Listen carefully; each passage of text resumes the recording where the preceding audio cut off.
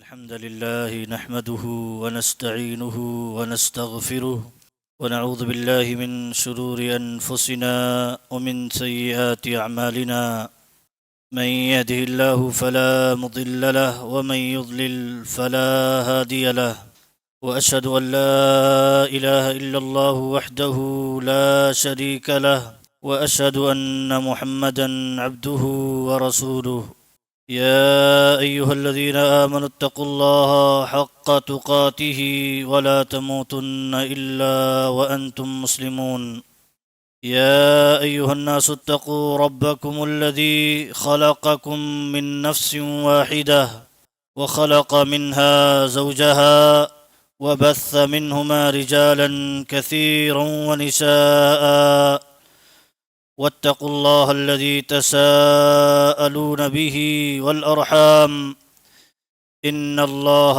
كان عليكم رقيبا يا أيها الذين آمنوا اتقوا الله وقولوا قولا سديدا يصلح لكم أعمالكم ويغفر لكم ذنوبكم ومن يطع الله ورسوله فقد فاز فوزا عظيما أما بعد فإن خير الحديث كتاب الله وخير الهدي هدي محمد صلى الله عليه وسلم وشر الأمور محدثاتها وكل محدثة بدعة وكل بدعة ضلالة وكل ضلالة في النار أعوذ بالله من الشيطان الرجيم الذي خلق الموت والحياة ليبلوكم أيكم أحسن عملا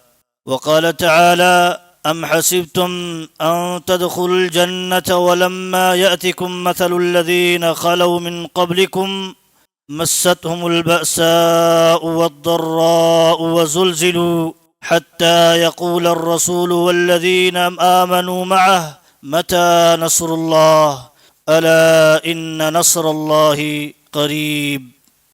معزز حاضرین جمعہ، دینی ملی بھائیوں، بزرگوں، عزیز نوجوانوں، پیارے بچوں، اللہ رب العالمین نے ہمیں اس دنیا کے اندر جس مقصد کے لیے پیدا فرمایا ہے وہ مقصد بغیر آزمائے مکمل نہیں ہونے والا۔ آزمائش اور امتحان کے گزرے بغیر وہ مقصد پورا نہیں ہوگا۔ اسی لیے اللہ رب العالمین نے بہت بڑی سچائی بیان کرتے ہوئے فرمایا تبارک الذی بیدہ الملک وہو علی کل شیء قدیر الذی خلق الموت والحیاۃ لیبلوکم ایکم احسن عملا۔ اللہ تعالیٰ نے بیان فرمایا کہ یہ وہی ذات ہے جس نے ہمیں پیدا فرمایا ہے، پیدا کیا لیبلوکم، تاکہ تمہیں آزمائے۔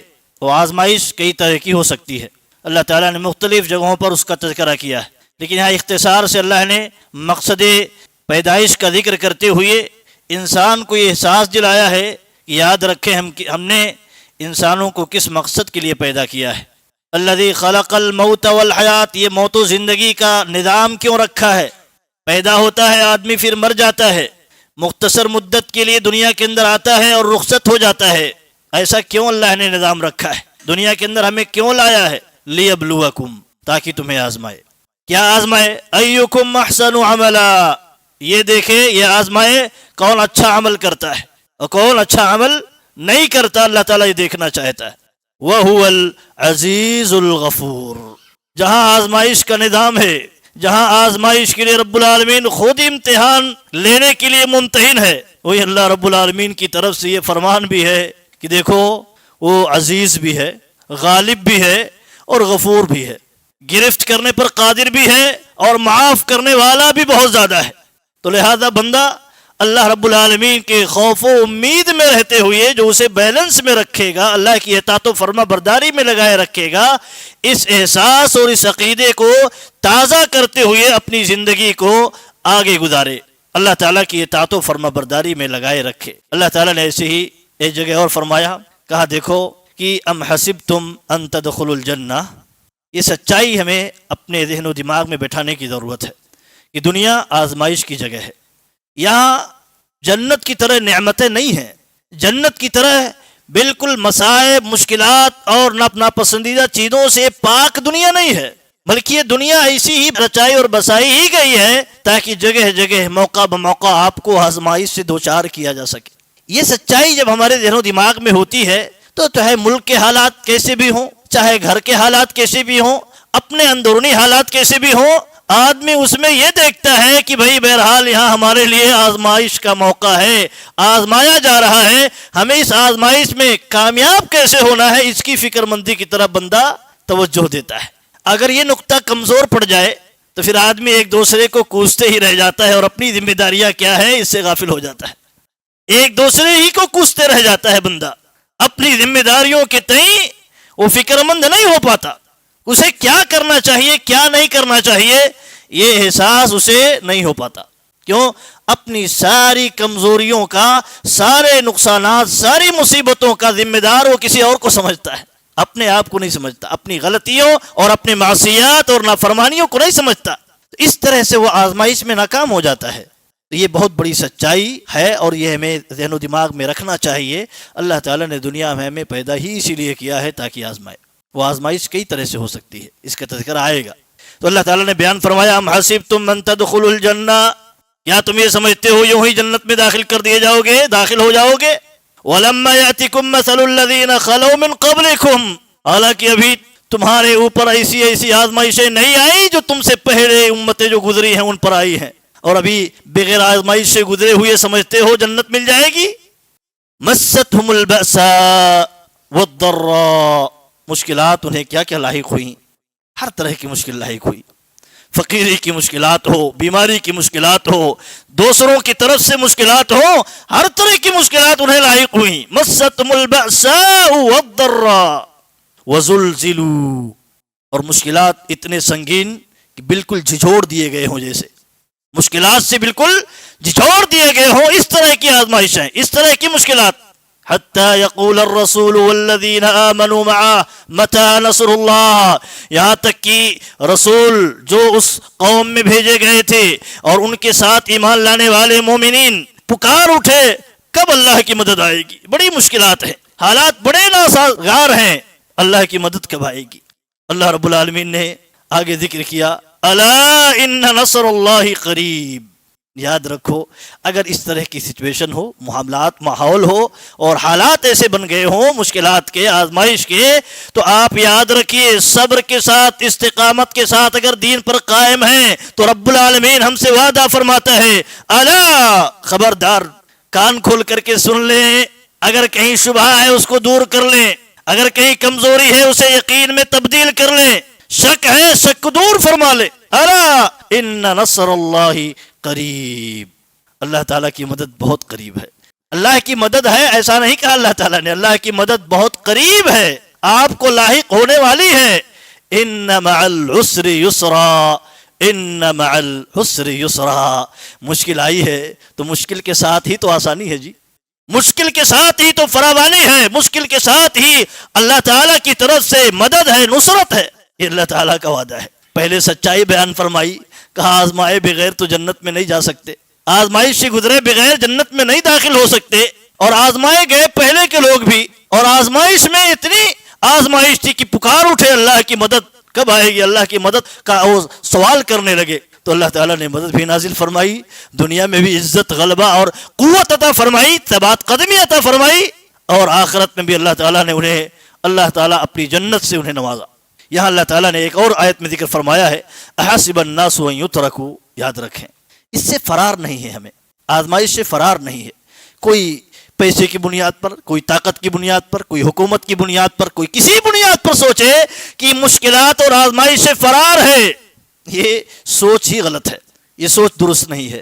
یہ سمجھے دنیا آزمائش ہی کی جگہ ہے، ایک کمائی آزمائش ہی کی شکل میں حاصل ہو سکتی ہے۔ اللہ تعالیٰ نے جسے بیان فرمایا یا ایھا الانسان انک کادح الی ربک کدحا فملاقیہ، اے انسان تو اپنی سچائی جان، دنیا کے اندر آیا ہے تو دنیا میں آ کر کے مشکلات پر مشکلات جھیلے گا، چاہے وہ مشکل اچھے کام میں لگے رہنے کی بنیاد پر پیش آئے یا برے کام میں لگے رہنے کی بنیاد پر پیش آئے، بہرحال دنیا میں مشکلات ہیں، اس سے فرار نہیں ہے۔ اے انسان تو اپنی سچائی کو جان، اور سچائی کو جب جان لے تو ادھر سے بھی مشکل ہے ادھر سے بھی مشکل ہے، دنیا مشکلات ہی کی آزمائش گاہ ہے۔ تو اب سچائی کی راہ اختیار کر کے بھلے تھوڑی مشکل ہمیں برداشت کرنی پڑ رہی ہے، اسی پر مر مٹے، یہی کامیابی کی راہ ہے۔ اللہ تعالیٰ نے پھر آگے جنتیوں اور جہنمیوں کا تذکرہ کیا ہے کہ جنہوں نے اچھے کام کیے تو ان کو دائیں ہاتھ میں نام اعمال اللہ دے گا، اور جنہوں نے برے اعمال کیے ہوں گے اللہ تعالیٰ بائیں ہاتھ میں انہیں نام اعمال نوازے گا۔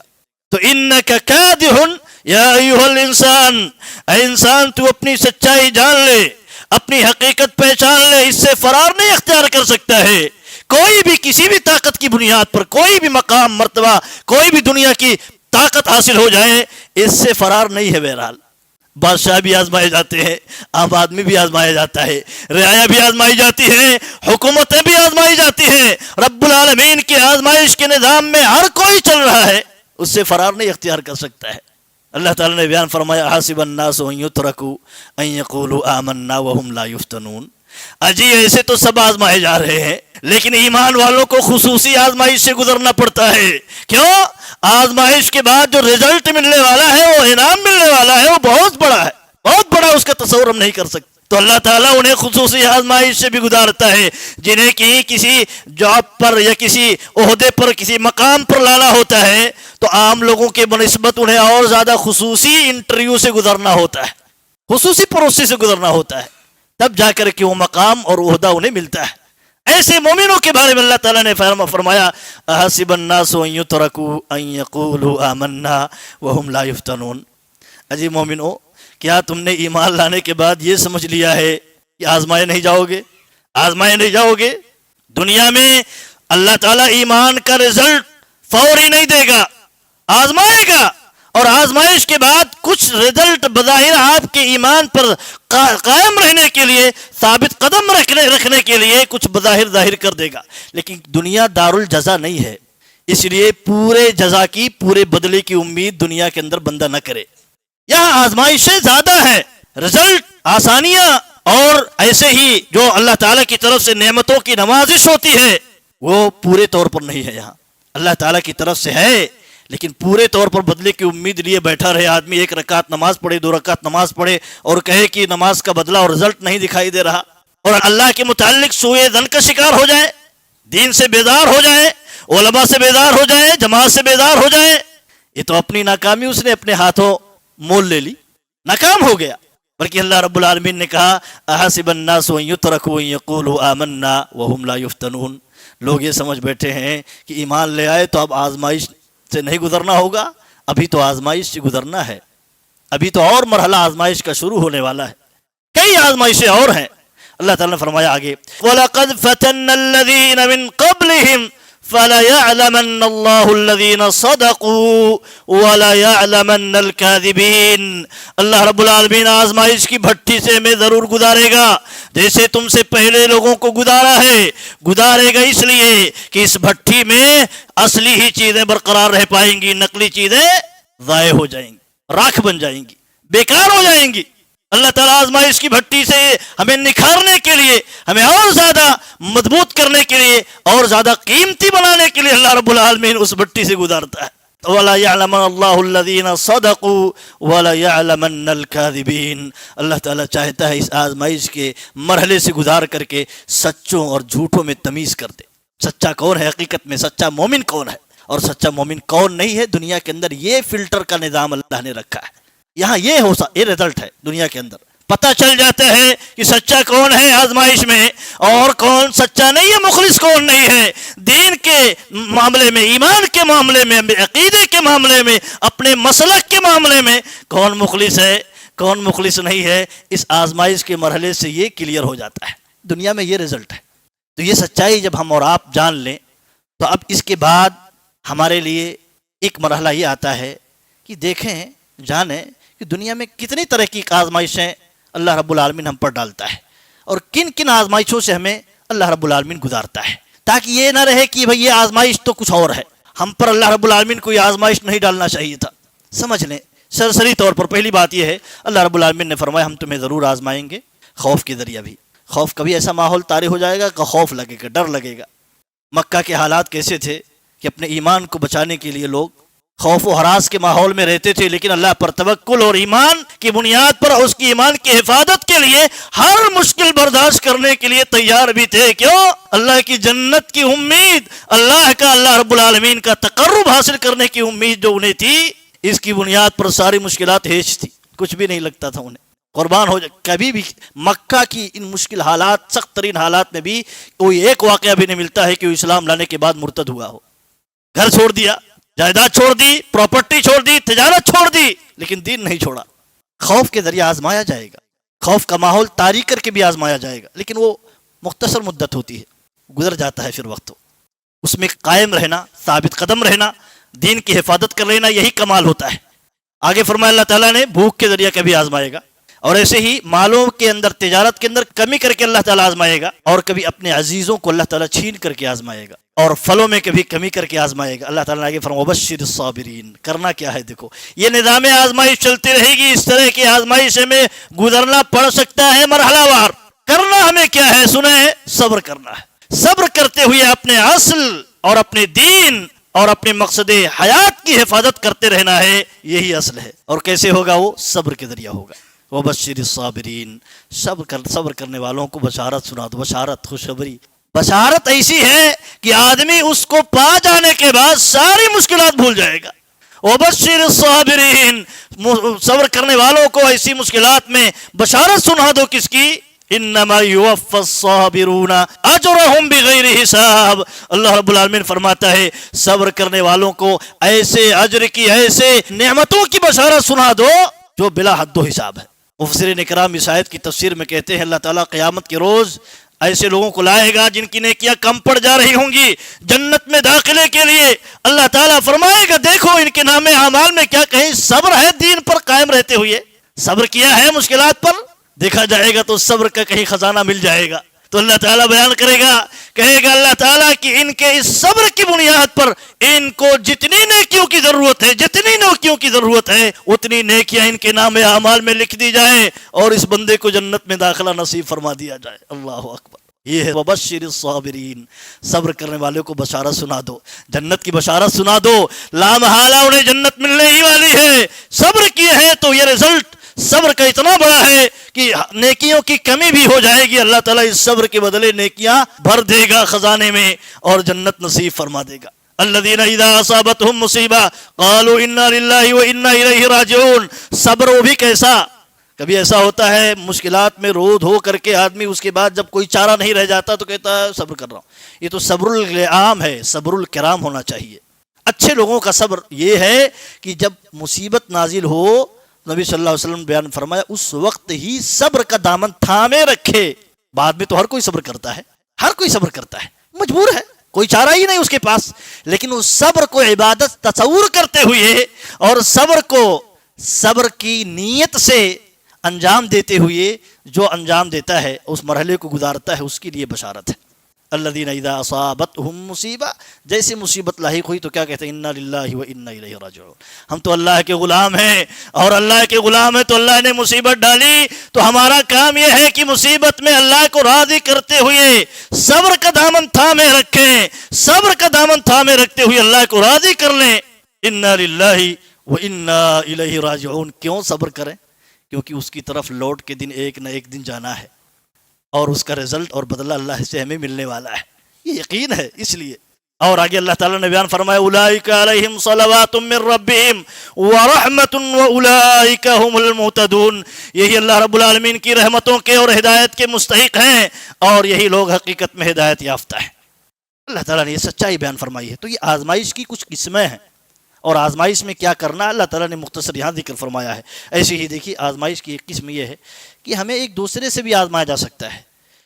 مسلمان کو کافروں کے وجہ سے آزمایا جا سکتا ہے، کافروں کو مسلمانوں کی وجہ سے آزمایا جا سکتا ہے، امیر کو غریب کی وجہ سے آزمایا جا سکتا ہے، غریب کو امیر سے آزمایا جا سکتا ہے۔ اللہ تعالیٰ نے فرمایا وَجَعَلْنَا بَعْضَكُمْ لِبَعْضٍ فِتْنَةً أَتَصْبِرُونَ۔ کبھی حکومت کو رعایا اور رعایا کو حکومت کے ذریعے آزمایا جا سکتا ہے۔ اللہ تعالیٰ کی نظام آزمائش چلتی رہتی ہے۔ تو سمجھیں یہ آزمائش کا نظام اور یہ آزمائش کی قسمیں جو ہیں، اس طرح کے مراحل آ سکتے ہیں، ایک مومن پر گزر سکتا ہے، گزارا جا سکتا ہے مومن پر۔ وَجَعَلْنَا بَعْضَكُمْ لِبَعْضٍ فِتْنَةً أَتَصْبِرُونَ۔ ہم نے بعض کو بعض کے لیے آزمائش کا سامان ہی تو بنایا ہے. خاندانی اعتبار سے بھی آزمائش میں مبتلا ہے بندہ، عصبیت کے شکار ہے، نسل پرستی کا شکار ہے، اور ایسے ہی حق اور باطل کی تمیز کیے بغیر بس اپنے علاقے، اپنے گروہ اور اپنے طبقے ہی کے لوگوں کے لیے عصبیت اختیار کیے ہوئے ہیں. حق اور باطل کی طرف دھیان دیے بغیر یا آدمی حق کی طرف دیکھتا ہے، حق کی تلاش کرتا ہے. اللہ تعالیٰ آزما رہا ہے. بعض کو بعض کے لیے آزمائش بنا ہے. مرد عورت کے لیے بھی آزمائش ہے، ایک دوسرے کے لیے بھی آزمائش ہے، بڑے چھوٹوں کے لیے آزمائش ہے، چھوٹے بڑوں کے لیے آزمائش ہے. اللہ تعالیٰ نے ہر ایک کی جو ذمہ داریاں دی ہیں، اللہ تعالیٰ انہیں کے ذریعہ، انہیں حقوق کے ذریعہ اللہ رب العالمین ہمیں آزما رہا ہے. یہ تصور ہمیں ہونا چاہیے کہ یہ بھی آزمائش کا نظام ہے. کتنے ہیں جو آزمائش میں، اس آزمائش میں ناکام ہو جاتے ہیں. تو اللہ تعالیٰ نے فرمایا کہ کیا دیکھنا چاہتا ہے یہ آزمائش کا نظام جو ہے، بعض کو بعض کے ذریعہ آزماتا ہے. دیکھنا کیا چاہتا ہے؟ تصبرون، دیکھنا یہ چاہتا ہے کیا صبر، حق پر قائم رہتے ہوئے، سارے لوگوں کے حقوق کو ادا کرتے ہوئے صبر کے ساتھ اس پر قائم رہ سکتے ہیں کہ نہیں رہ سکتے. اللہ تعالیٰ یہ دیکھنا چاہتا ہے. وَكَانَ رَبُّكَ بَصِيرًا. اچھا صبر آئے کہاں سے؟ صبر پیدا کیسے ہو؟ اس کا بھی سامان اللہ تعالیٰ نے یہاں بتا دیا ہے. کہا وَكَانَ رَبُّكَ بَصِيرًا، اس احساس کے ساتھ کہ رب العالمین دیکھ رہا ہے. اگر ہم نے حق کی خلاف ورزی کی، ناانصافی کی، لوگوں کے حقوق ادا نہ کیے، آزمائش بنایا تھا ایک دوسرے کے لیے، تو اگر یہ احساس کر لے کہ رب العالمین دیکھ رہا ہے تو احساس کے ساتھ صبر آ جائے گا. ابھی پولیس کھڑی ہو تو آدمی چور بھی چوری نہیں کرے گا. احساس ہے کہ پکڑا جاؤں گا، مارا جاؤں گا، جیل میں ڈال دیا جاؤں گا، سزائیں بھگتنی پڑیں گی.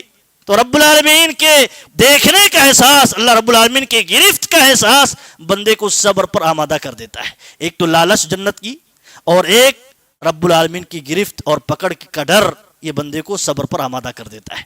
تو اللہ تعالیٰ نے یہاں بھی ذکر کیا ہے. ایسے ہی اللہ تعالیٰ نے بیان فرمایا کہ دیکھو مختلف طبقات کے ذریعہ بھی آزمایا جاتا ہے. کبھی حق اور باطل کی لڑائی ہوتی ہے، کبھی اللہ رب العالمین سنت اور بدعت کے درمیان اختلاف ڈال کر کے آزمائش میں ڈال دیتا ہے. دیکھنا چاہتا ہے کہ بدعت پر بندہ چلتا ہے یا سنت پر چلتا ہے.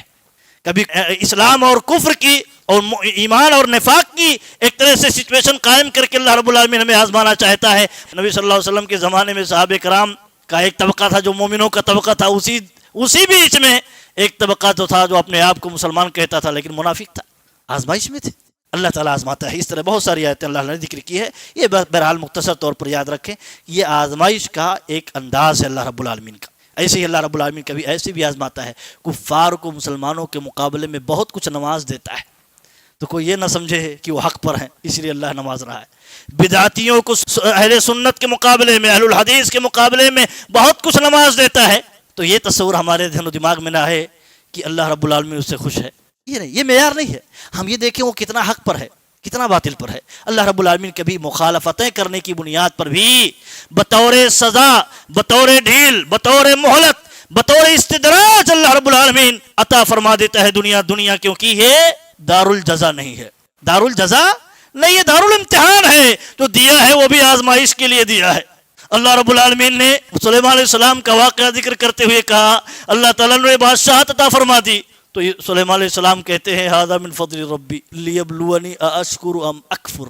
اللہ نے یہ بادشاہت کی جو نعمت دی ہے یہ اس لیے دی ہے تاکہ اس میں بھی ہمیں آزمانا چاہتا ہے کہ میں شکر گزار بندہ بن کر کے رہتا ہوں یا سرکش بن جاتا ہوں، نافرمان بن جاتا ہوں. اللہ تعالیٰ اس میں بھی آزماتا ہے. ایسے اللہ تعالیٰ نے بیان فرمایا فلما نسوا ما ذکروا به فتحنا علیہم ابواب کل شیء. کفار کو اللہ تعالیٰ اگر مومنوں کے مقابلے میں دنیا نواز رہا ہے تو ہم احساس کمتری کا شکار نہ ہو، انہیں دنیا دے رہا ہے. اللہ کے نبی صلی اللہ علیہ وسلم نے بیان فرمایا کہ اگر دنیا کی قیمت اللہ تعالیٰ کے نزدیک ایک مچھر کے پر کے برابر بھی ہوتی تو دنیا اللہ تعالیٰ ایک کافر کو ایک گھونٹ پانی بھی نصیب نہ ہونے دیتا دنیا سے. جیسے جنت کے اندر ایک گھونٹ پانی بھی نصیب نہیں ہونے دے گا اللہ رب العالمین. وہ مانگ رہے ہوں گے جنتیوں سے، جنتی کہیں گے بہرحال ہمارے اختیار میں نہیں ہے، ہم کیسے تمہیں دے سکتے. جنت قیمتی ہے، جنت کی کوئی مثال نہیں ہے اور کوئی بدل بھی نہیں ہے. اس کو قربان نہیں کیا جا سکتا بلکہ اس کے لیے سب کچھ قربان کیا جا سکتا ہے. دنیا کی اگر اللہ کے ہاں اتنی بھی قیمت ہوتی کہ ایک مچھر کے پر کے برابر بھی اس کی کوئی قیمت ہے تو اللہ تعالیٰ یہ نعمت اگر تصور ہوتی، حقیقت میں نعمت تصور ہوتی تو اللہ تعالیٰ ایک کافر کو ایک گھونٹ پانی بھی نصیب نہیں ہونے دیتا دنیا کے اندر. لیکن اللہ تعالیٰ یہاں کیوں دے رہا ہے؟ آزمائش کا نظام ہے. کہا جب یہ لوگ اللہ کے ذکر سے غافل ہو گئے تو ہم نے ان کے لیے دنیا کا دروازہ کھول دیا. चारों तरफ से दुनिया उन्हें नवाजना शुरू कर दिया। ये बड़ी आजमाइश है और इसमें आम तौर पर लोग नाकाम हो जाते हैं। इमाम इब्न तैमिया रहमतुल्लाह कहते हैं 2 तरह की आजमाइश है अल्लाह ताला बंदे के साथ गुजारता है। एक मुसीबत की आजमाइश होती है तो आम तौर पर आंखें खुल जाती हैं उसमें, और एक नेमत की आजमाइश होती है, इतना दे दे अल्लाह ताला कि अंधा हो जाए आदमी, सरकस हो जाए आदमी, ना एहसास कर सके कि मैं आजमाइश में हूं। दिया अल्लाह ताला ने तो खुश नहीं है, इसमें भी आजमाना चाहता है हमें, क्योंकि दुनिया दारुल जजा नहीं है, दारुल इम्तिहान है। दे करके भी आजमाता है अल्लाह ताला और अल्लाह ताला छीन करके भी आजमाता है। दोनों में हमें अलर्ट रहना है, होशियार रहना है, चौकन्ना रहना है। कहीं इस तरफ से आजमाइश आएगी, कहीं इस तरफ से आजमाइश आएगी, फेल ना हो जाए। कहा जब वो लोग अल्लाह का जिक्र भूल गए, अल्लाह ताला ने उनके लिए दरवाजा खोल दिया रिस्क का। फिर क्या हुआ? अल्लाह ताला ने अचानक उनको पकड़ लिया, फिर मोहलत ही नहीं दी।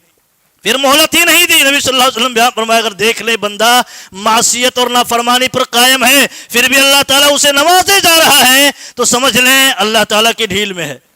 अचानक जब पकड़ेगा तो अल्लाह मोहलत नहीं देगा उसे। ये आजमाइश है, आजमाइश का एक निज़ाम है। ऐसे ही आप देखें अल्लाह के नबी सल्लल्लाहु अलैहि वसल्लम बयान फरमाया, माल भी आजमाइश है और ये बड़ी आजमाइश। अल्लाह के नबी सल्लल्लाहु अलैहि वसल्लम बयान फरमाया, हर उम्मत के लिए एक फितना होता है, आजमाइश की चीज़ होती है जिसमें खुसूसी तौर पर आजमाया जाता है। इस उम्मत का फितना माल है। होशियार रहना, माल कहीं दीन से गाफिल न कर दे, आखिरत से दूर न कर दे। ऐसे ही आप देखें इन मुश्किलात और आजमाइशों में और हालात में, जैसे कि आप देखते हैं कि हिंदुस्तान के हालात और ऐसे ही आलमी तौर पर जो हालात हैं, और उसमें मुसलमानों के लिए आजमाइश बड़ी आजमाइश है। इसमें हमें करना क्या चाहिए सरसरी तौर पर आप जानें, तफसीली तौर पर जिक्र करने का मौका नहीं है, लेकिन सरसरी तौर पर याद दहानियाँ होती रहती हैं, तलकीर के तौर पर, नसीहत के तौर पर ये काफ़ी है। पहली बात यह है कि आप देखें, यकीन रखें कि ये जो मुश्किलात और मसाइब और आजमाइशें आती हैं वो आम तौर पर हमारे गुनाहों का रिजल्ट होती हैं। आम तौर पर ये एहसास करें तो इससे एहसास से क्या होगा, हमारी जो कमियां हैं, हमारी कोताहियां हैं, उस पर हम नजरसानी करेंगे। अल्लाह ताला ने इसका तज़किरा कई जगहों पर किया है। इस बर्र में जो भी फसाद लाहिक होता है तुम्हारे करतूतों का नतीजा होता है। और अभी भी अगर अल्लाह ताला हमें ये एहसास दिला रहा है कि तुम गुनाह कर रहे हो इसलिए तुम्हें आज़ाब दे रहा हूँ, मुश्किलात से दो चार कर रहा हूँ, अभी भी बहुत खैर है। क्योंकि दूसरी आजमाइश का जो सिलसिला होता है कि अल्लाह ताला अब हमें चौकन्ना नहीं करता है बल्कि ढील दे देता है। दुनिया बहुत नमाज देता है और आदमी फिर अंधा हो जाता है। वो आजमाइश बड़ी ख़तरनाक होती है। लेकिन अगर गिरफ्त कर रहा है कहीं ना कहीं अल्लाह रब्बुल आलमीन अलार्म के तौर पर हमें मुश्किलात में दो चार कर रहा है तो गोया हमारे लिए खैर है कि भी रुजू कर जाए अल्लाह की तरफ, लअल्लहुम यरजिऊन, अल्लाह की तरफ रुजू कर लें, इसलिए अल्लाह ताला ऐसा करता है। तो ये यकीन रखें कि पहले मुश्किलात जो भी लायक होती है हमारे करतूत का कहीं ना कहीं नतीजा होती है, तो करतूत पर इंसान नजरसानी करे। ऐसे ही अल्लाह ताला हमें इज़्ज़त गलबा नसीब फरमाता है तो ईमान, अमल सालेह और अल्लाह ताला की इताअत व फरमाबरदारी की बुनियाद पर, और अगर इस पर कायम है बंदा तो वक्ती मुश्किलात भी हैं वो भी उसके लिए बेहतर है, वो भी उसके लिए जन्नत कमाने का मौका और ज़रिया है। अल्लाह के नबी सल्लल्लाहु अलैहि वसल्लम ने इसका तज़किरा कई जगहों पर किया है। ऐसे ही इस्लामी अहकाम की पासदारी, इस्लामी अहकाम जितने भी हैं उसकी पासदारी हत्तल इम्कान बंदा करता रहे, इससे भी अल्लाह रब्बुल आलमीन बंदे की मदद फरमाता है। वला यंसुरन्नल्लाहु मन यंसुरुहु इन्नल्लाह लक़विय्युन अज़ीज़, अल्लाह ताला की मदद करें, अल्लाह ताला आपकी मदद फरमाएगा और अल्लाह ताला हर चीज़ पर कादिर है। ऐसे ही कहा देखो दुनिया के लिए अपने दीन को बर्बाद न करना, क्यों? अपने आखरत को बर्बाद न करना, किसी एक सुन्नत को भी न छोड़ देना दुनिया के लालच में। क्यों? आपको जो दुनिया उसके बदले मिलेगी वो मिट जाएगी। मा इंदकुम यनफद व मा इंदल्लाहि बाक़, जो आपके पास है वो मिट जाएगी, ख़त्म हो जाएगी, लेकिन अल्लाह के पास जो आपने भेज दिया है वो बाकी रहने वाली है। ये है अक्लमंदी, ये है होशियारी। ऐसे ही ख्वाहिशात की पैरवी से बचा जाए, ख्वाहिशात ये हिलाकत को दावत देती है और यही सारी बीमारियों की जड़ है। अल्लाह ताला ने इससे हमें रोका है और मना फरमाया है। ऐसे ही इखलास के साथ मकसद ज़िंदगी को अपने सामने रखें। अल्लाह के नबी सल्लल्लाहु अलैहि वसल्लम बयान फरमाया, ला यस्तक़ीमु ईमानु अब्दिन हत्ता यस्तक़ीम क़ल्बुहु, ईमान बंदे का मुस्तकीम नहीं रह सकता है जब तक कि उसका दिल सही ना हो, उसका दिल इखलास से मामूर ना हो। ऐसे ही कहा दिल भी मुस्तकीम नहीं रह सकता तब तक ज़ुबान ना मुस्तकीम हो, सीधी ना हो। तो ये अल्लाह के नबी सल्लल्लाहु अलैहि वसल्लम ने बयान फरमाया है। ऐसी ही एक बात यह है कि अल्लाह के नबी सल्लल्लाहु अलैहि वसल्लम के पास बाद साहब कराम आए, अब्दुर्रहमान इब्न औफ रज़ियल्लाहु ताला अन्हु अपने साथियों को लेकर के, मुश्किल हालात थे, तो उसमें हमें एक इबरत है, सामान है कि देखिए हालात में हमें अपनी इस्तिताअत भर करना है, अपनी इस्तिताअत के बाहर जाकर के कुछ नहीं अंजाम देना है। उसमें क्या होता है और भी मुसीबत अपने हाथों आदमी जमा कर लेता है। اپنی استطاعت پر اللہ نے ہمیں مکلف کیا ہے، اس سے باہر نہیں۔ عبد الرحمن بن عوف رضی اللہ تعالیٰ عنہ آتے ہیں اور کہتے ہیں اللہ کے رسول، ہم جب کافر تھے تو ہم کیا تھے؟ معزز تھے، عزت والے تھے، اپنے سماج میں تلوار کی زوروں پر قوت اور غلبے کی بنیاد پر عزت حاصل کیے ہوئے تھے، اور جب سے ہم مسلمان ہوئے، مومن ہوئے، ذلیل ہو گئے، رسوا ہو گئے۔ نبی صلی اللہ علیہ وسلم سے یہ کہہ کر کے تلوار نکالنے کی اجازت مانگنے آئے تھے مکہ کے حالات میں۔ تو نبی اکرم صلی اللہ علیہ وسلم نے کیا حکم دیا؟ کہا، نبی اکرم صلی اللہ علیہ وسلم نے حکم دیتے ہوئے کہا دیکھو، ہمیں تو جو حکم دیا گیا ہے ابھی اس حالت میں، اس سچویشن میں ہمیں یہ حکم دیا گیا ہے کہ صبر کریں، صبر سے کام لیں، لہذا تم قتال نہیں کرنا، قتال نہیں کرنا۔ ابھی قتال کی اجازت نہیں ہے، ہتھیار اٹھانے کی اجازت نہیں ہے، تو آدمی مزید فساد اور مزید مشکلات نہ کھڑی کر دے۔ یہ اللہ تعالیٰ کی ہدایت ہے۔ نبی صلی اللہ علیہ وسلم کے حکم پر صحابہ کرام رک گئے، اس کے بعد کبھی کوئی تلوار نبی صلی اللہ علیہ وسلم کی اجازت کے بغیر نہیں اٹھائی ہے۔ تو یہاں ایک سبق ہے، وہ یہ کہ بہرحال ہمیں اپنے دین پر قائم رہتے ہوئے جہاں جو طاقت بھر، استطاعت بھر کام کر سکتے ہیں اتنا کرنا ہے، اس سے باہر نہیں جانا ہے۔ ایسی ہی ایک چیز یہ ہے کہ صحابہ کرام جو استقامت اور مظاہرہ کیے اور دین پر قائم رہے، اور جن کی بنیادوں پر اللہ تعالیٰ نے انہیں بہت کچھ عزت دنیا کے اندر عطا فرمائی، آخرت میں بھی نصیب فرمائے گا، تو اس کی کیا وجوہات ہیں؟ وہ 5 چیزیں ہیں، سرسری طور پر آپ جانیں، اور اسی کو اپنے اندر پیدا کرنے کی ضرورت ہے، جو کرنے کے کام ہیں۔ کہ صحابہ کرام 5 چیزیں ایسی تھی جس پر قائم تھے، جس کی بنیاد پر اللہ تعالیٰ نے انہیں کامیابی عطا فرمائی۔ 5 راز کیا ہیں؟ 5 سیکرٹ کیا ہے؟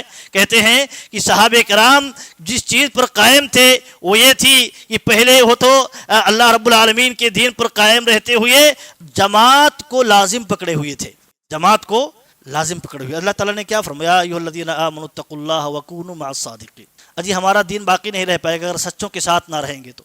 لٹیرے بہت موجود ہیں، فتنے کے شکار کر لیں گے، شیطان اور شیاطین اور شیطانچے بہت موجود ہیں، کہیں نہ کہیں شکار ہو جائیں گے۔ تو اللہ تعالیٰ نے کہا ایمان والو، ایمان کی حفاظت کرنا چاہتے ہو تو سچوں کے ساتھ رہنا ہے، یہ پہلی چیز ہے۔